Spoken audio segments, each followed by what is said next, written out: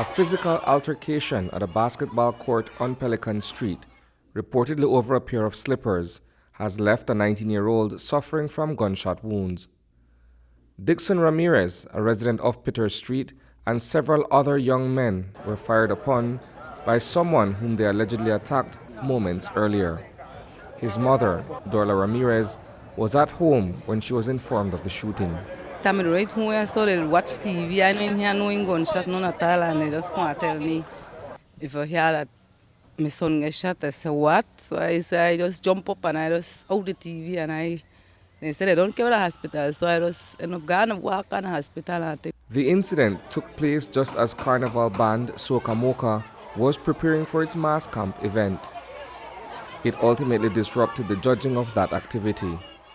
Nonetheless, Commissioner of Police Chester Williams told the media today that officers were on mobile patrol in the vicinity when they heard what sounded like shots being fired nearby.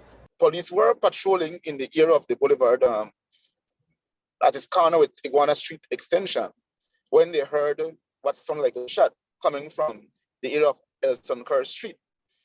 The officers responded to the area where they saw another police officer and he had given them a description of the suspects who had fired the shots. The team of officers from CIB went in the area where the officer had directed the suspect had run with the weapon.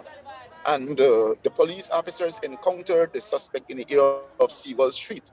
The suspects fired shots at the police and the police returned fire. No one was injured in that particular instance with the exchange of gunfire between the police and the suspect.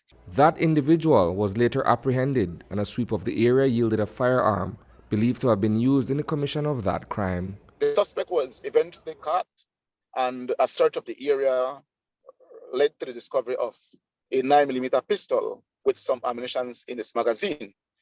Now the area where the shooting occurred, the primary scene, which is on the Iguana Street extension area, there was where the person got shot, and that person was shot by the suspect who the police were pursuing. That person, the victim, received gunshot injury to the leg and a growing area. By the time she arrived at the Carl Houston Memorial Hospital, Ramirez's son had already been taken in for surgery.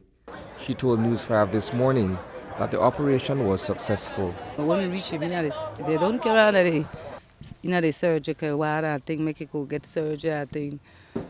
And they tell we wait, and they say about 11, so after 11, I get treated the surgery, and they tell we go, it make no sense to wait because then, but we still wait for we hear the verdict after I get the surgery, I think, and so everything is, that's him. Shut off fire, so and it was through bladder, and that's what going on, and the doctor may explain to me. The neighborhood in which the incident took place is a hotspot for gang activity.